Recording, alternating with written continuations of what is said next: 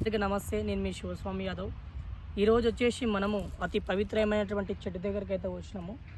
మెయిన్గా వచ్చేసి శివునికి ఇష్టమైనటువంటి చెట్టు బిల్వ పత్రం, బిల్వ చెట్టు అంటే దీన్ని మన లోకల్ లాంగ్వేజ్లో మన మారేడు చెట్టు అని అయితే అంటారు. మారేడు చెట్టు, మారేడు వృక్షం, మారేడు పండు అని అయితే అంటారు. ఈ మారేడు వృక్షం వలన, మారేడు చెట్టు వలన మనకు ఎన్నో ఆధ్యాత్మిక విషయాలతోటి ఎన్నో ఉన్నాయి.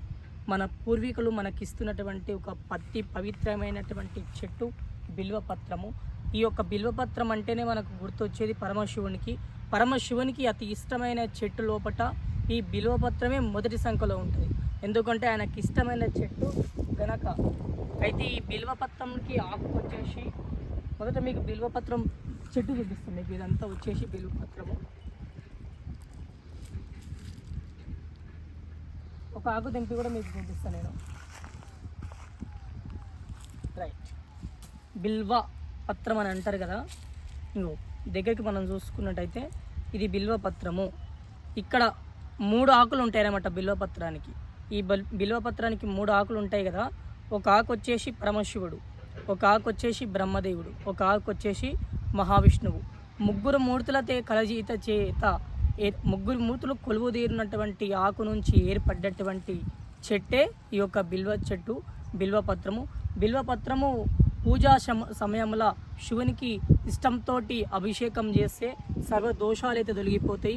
ఎవరికైతే సంతాన ఇబ్బంది, ఎవరికైతే ఆనందం లేకపోవడం, ఎవరికైతే అనారోగ్యం భారంగా ఉంటారో ఒక 5 అమావాస్యలు పోయి ఈ యొక్క బిల్వపత్రాన్ని చెట్టుని కోసుకొచ్చి ఈ యొక్క చెట్టు అనేది తీసుకొచ్చి మన పరమశివునికి శివాలయం లోపట అభిషేకం ఈ ఆకుతోటి చేస్తే సర్వ దోషాలు తొలగిపోయి ఆరోగ్యం మంచిగా ఉండి, శరీరం మంచిగా ఉండి, ఇంటి లోపల ఆనందం, సంతోషం, సంతాన ప్రాప్తి కూడా కలుగుతుంది. ఈశాన్య దిక్కున పెట్టుకుంటేనేమో మనకు ఇంటి లోపల అష్టైశ్వర్యాలు వస్తాయి. ఈ యొక్క ఆకును తీసుకెళ్ళి దక్షిణం దిక్కు పెట్టుకుంటేనేమో సంతాన ప్రాప్తి కలుగుతుంది. ఒక్కొక్క దిక్కు పెట్టుకుంటే వాయువ్య మూలకు పెట్టుకుంటేనేమో ఉద్యోగ ప్రాప్తులు వచ్చే అవకాశాలు ఉంటాయి. మళ్ళా ఒక్కొక్క దిక్కు పెట్టుకుంటే ఒక్కొక్క ప్రాప్తి అయితే ఖచ్చితంగా జరుగుతుంది. ఇది పవిత్రమైనటువంటి చెట్టు కనుక ఎన్నో ఏళ్ళ నుంచి, తరతరాల నుంచి ఎక్కువ మనం చూసుకుంటే దేవాలయాల దగ్గర, అదేవిధంగా కొన్ని ఆధ్యాత్మిక సంబంధించినటువంటి ఆలయాల దగ్గర, కొన్ని ధ్యాన మందిరాల దగ్గర ఉండడం అయితే విశేషం అన్నమాట. దీన్ని ఏ వారంలో పడితే ఆ వారం కూడా చెట్టు తీసుకోకూడదు. కేవలం ఒక 3 వారాలే ఉంటాయి. ఒకటి సోమవారం నాడు, ఒక వారం నాడు, శనివారం నాడు, బేస్తవారం అంటే గురువారం నాడు 3 వారాలు మాత్రమే వచ్చి తీసుకెళ్ళాలి. ఈ పూజ చేసుకొని అంటే మొదల దగ్గర అగరబత్తీలు కానీ, పసుపు కుంకుమ కానీ జల్లి తీసుకెళ్తే ఇంకా మంచిది.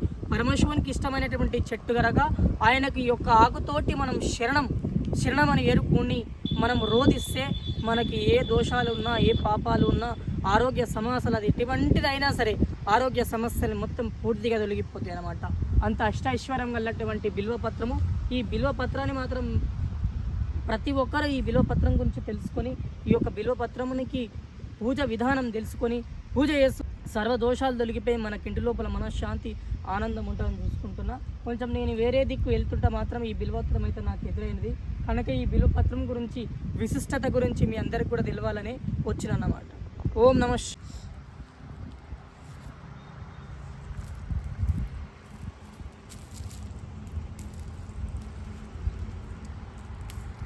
ఈ ఆకు కూడా మెయిన్గా వచ్చేసి ఈ యొక్క ఆకు కూడా ముళ్ళు అయితే విపరీతంగా ఉంటాయి.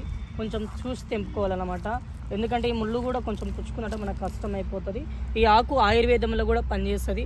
అదేవిధంగా దీని కాయలు ఉంటాయి కదా, దీని కాయల లోపల దీని మారడుకాయ అనేది అంటారు, బిల్వకాయ అని అయితే అంటారు. ఆ కాయ లోపల ఏ విటమిన్కి సంబంధించినటువంటి పుష్కలంగా ఉంటాయి అన్నమాట. విటమిన్స్ లోపాలు ఉన్న వాళ్ళైతే ఆ యొక్క పండును మనం పలగొట్టుకొని తింటే, ఆ పండును మనం తింటే పండు ఒట్లో విటమిన్స్ అనేవి ఉంటాయి. దాన్ని తినడం వల్ల కూడా మన ఆరోగ్యానికి అయితే మంచిది అన్నమాట.